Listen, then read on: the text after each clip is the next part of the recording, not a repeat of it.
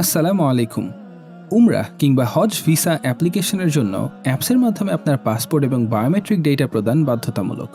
এই ভিডিওতে আমরা আমাদের অভিজ্ঞতায় বায়োমেট্রিক ডাটা প্রদানের পদ্ধতি এবং বিভিন্ন সমস্যার সহজ সমাধান নিয়ে আলোচনা করেছি। ভিডিওটির শুরু থেকে শেষ পর্যন্ত দেখলে বিস্তারিত জানতে পারবেন ইনশাআল্লাহ। ইন্টারনেট সংযোগ থাকা একটি মোবাইল এবং আপনার পাসপোর্টটি সাথে থাকলে মাত্র 5টি ধাপে ঘরে বসেই খুব সহজে আপনি এটি সম্পাদন করতে পারবেন। ধাপগুলো হলো apps install, email verification, passport scan, face image capture, fingerprint scan. চলুন দেখে নিই একটি স্মার্টফোন দিয়ে আপনি আপনার নিজের রেজিস্ট্রেশন কিভাবে করে নেবেন। এক্ষেত্রে আপনার প্রয়োজন হবে একটি স্মার্টফোন, ইন্টারনেট কানেকশন এবং একটি সফটওয়্যার। সফটওয়্যারটির নাম হচ্ছে সৌদি ভিসা বায়ো, যেটি দেখতে এরকম সবুজ কালারের হয়ে থাকে। সফটওয়্যারটি না থাকলে আপনি প্লে স্টোর অথবা অ্যাপ স্টোর থেকে এই সফটওয়্যারটি নামিয়ে নিতে পারবেন। প্লে স্টোর অথবা অ্যাপ স্টোরের মধ্যে যে লিখবেন সৌদি ভিসা বায়ো, লেখার সাথে সাথেই এই সফটওয়্যারটি চলে আসবে। যেহেতু আমার ফোনের মধ্যে এই সফটওয়্যারটি রয়েছে, তাই আমি এখান থেকে সরাসরি আমার সফটওয়্যারের মধ্যে প্রবেশ করব। চলুন আমরা নিজে নিজে আমাদের বায়োমেট্রিক রেজিস্ট্রেশন করে নিই। সফটওয়্যারটির ভিতর ঢোকার পর আমরা নিচে চলে আসব। এখানে লেখা আছে স্টার সেলফ এনরোলমেন্ট। এখানে আমরা একটি প্রেস করব, তারপর আসছে কন্টিনিউ, আমরা এই কন্টিনিউর মধ্যে ক্লিক করব।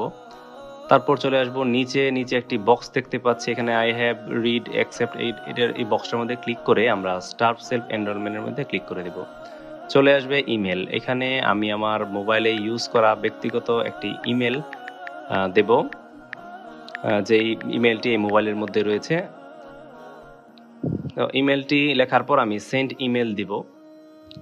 দেওয়ার পর আমাকে দেখাবে যে গো টু ইমেল।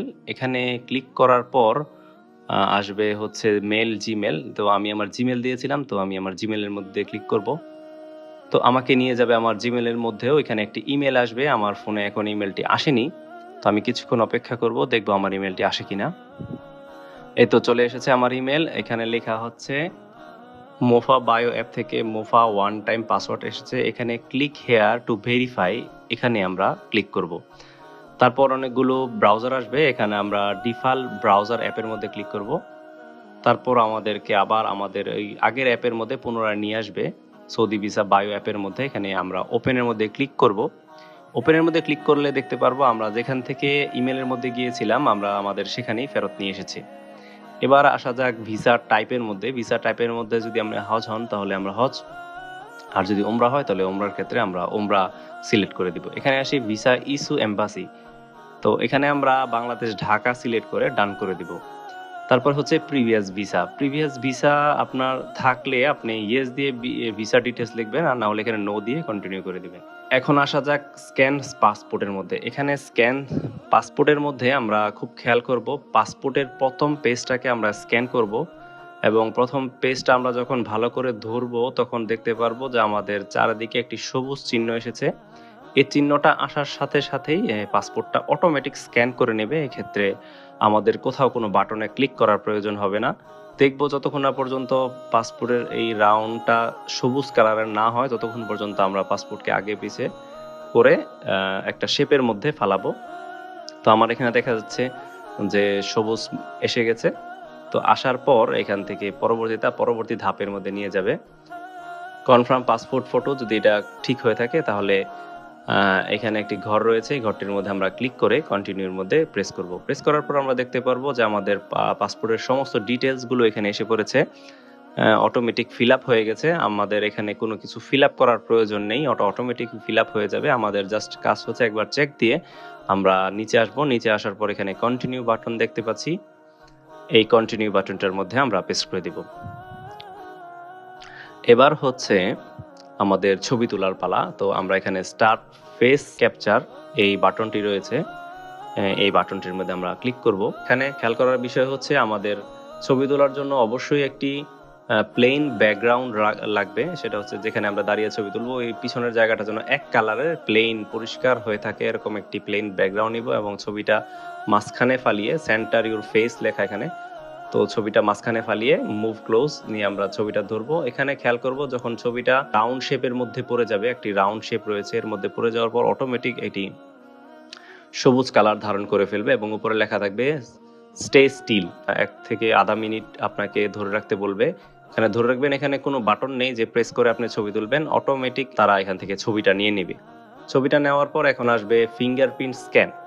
এখানে স্টার ফিঙ্গারপ্রিন্ট স্ক্যানের মধ্যে ক্লিক করব, করার পর আমাদের ফিঙ্গারপ্রিন্ট স্ক্যান করার প্রসেসটি আসবে। এখানেও কোনো কিছু ক্লিক করার বা ছবি তোলার মতো কিছু নেই, তারা অটোমেটিক ছবি তুলে নেবে। তো প্রথমেই আমরা আমাদের বাম হাতের বৃদ্ধাঙ্গুলকে স্ক্যান করব।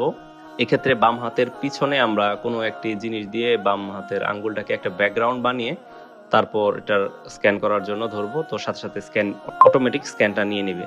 তারপর হচ্ছে বাম হাতের বাকি 4 আঙ্গুলটাকে স্ক্যান করার জন্য। তো দেখতে পাচ্ছি আমরা কিভাবে বাম হাতের বাকি আঙ্গুলের মাথাগুলো স্ক্যান করব। নিচে একটি ব্যাকগ্রাউন্ডের জন্য আমরা সবুজ কালার পাসপোর্টটি নিয়ে দিলাম, অথবা আপনি অন্য কোনো কালারের ব্যাকগ্রাউন্ড দিতে পারেন। তো এভাবে আপনি আঙ্গুলগুলো মোবাইলটা খুব ক্লোজে নিয়ে আপনি ধরে রাখবেন, অটোমেটিক স্ক্যান হয়ে যাবে। এবার হচ্ছে ডান হাতের বৃদ্ধাঙ্গুলটি সেম প্রসেসে আমরা স্ক্যান করে নিব। দেখতে পাচ্ছি অটোমেটিক স্ক্যান হয়ে যাচ্ছে। এবার হচ্ছে ডান হাতের 4টা আঙ্গুলকে আমরা আবার স্ক্যান করব। এখানে ডান হাতের আঙ্গুলটাও রেখে ডান হাতের আঙ্গুলের মাথাটা খুব খেয়াল করে আগে পিছে করে স্ক্যান করব। ছবিটা তারা অটোমেটিকই নিয়ে নেবে, এই সফটওয়্যারটি অটোমেটিক নেবে, এখানে কোনো কিছু প্রেস করার কোনো বাটন নেই। এই তো আমাদের ছবিটা নেওয়া হয়ে গেছে। এখন নিচে প্রসেসিং লেখার মধ্যে দেখতে পাচ্ছি কিছু সময় লোড নিচ্ছে। তো এখানেও কোনো বাটন নেই, প্রসেসিংটা অটোমেটিক হবে। প্রসেসিং অটোমেটিক হওয়ার পর দেখবো আমরা কি আসে। আমাদের প্রসেসিং কমপ্লিট হয়ে গেছে। এখানে আমরা ডিটেলস দেখতে পাচ্ছি, আমাদের ফর্ম ফিল আপকৃত সমস্ত ডিটেলসগুলো দেখাচ্ছে। এখানে জাস্ট একবার চেক দিব যে আমাদের কোনো কিছু ভুল হয়েছে। ভুল হবে না, কারণ এটা অটোমেটিক সিস্টেম থেকে হয়ে থাকে, এখানে কোনো ভুল হয় না। তো এখানে নিচে একটি আমরা ঘর দেখতে পাচ্ছি ছোট্ট, এটার মধ্যে ক্লিক করে যে সেন্ড বাটনের মধ্যে প্রেস করব। প্রেস করার পর কিছুক্ষণ অপেক্ষা করব যে আমাদের ইনফরমেশনগুলো আমাদের এম্বাসির মধ্যে আমরা পাঠিয়ে দিলাম। তো ডান, আমাদের ইনফরমেশনটা চলে গেছে।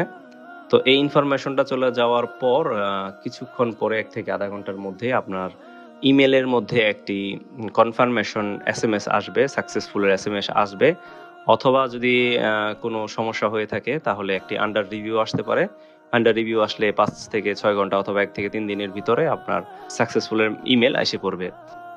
এখন আমি এই অ্যাপ ব্যবহার করার কিছু সতর্কতা বলে দেই। এই অ্যাপ ব্যবহার করার ক্ষেত্রে আপনি কখনোই এরকম করবেন না যে একটি পাসপোর্ট স্ক্যান করার পর অন্য কারোর ছবি স্ক্যান করতে যাবেন না, অথবা অন্য কারোর হাতের স্ক্যান করতে যাবেন না। এক্ষেত্রে সফটওয়্যার কোনো কারণবশত যদি বুঝতে পারে যে এই পাসপোর্টের ওনারের ছবি না অথবা ওনারের ফিঙ্গারপ্রিন্ট না, তাহলে আপনার এই অ্যাপটি আপনার মোবাইলের জন্য চিরতরে ব্যান করে দেওয়া হবে, এবং আপনার ইমেলটিও সৌদি ভিসা এম্বাসির জন্য চিরতরে আপনাকে ব্যান করে দেওয়া হবে। এই ইমেল দিয়ে এবং এই অ্যাপ দিয়ে এই মোবাইল দিয়ে আপনি আর রেজিস্ট্রেশন করতে পারবেন না। তো এই ক্ষেত্রে আপনারা সতর্কতা অবলম্বন করবেন। আজকের ভিডিওটি এই পর্যন্তই। সবাই ভালো থাকবেন, সুস্থ থাকবেন। ধন্যবাদ। আসসালামু আলাইকুম।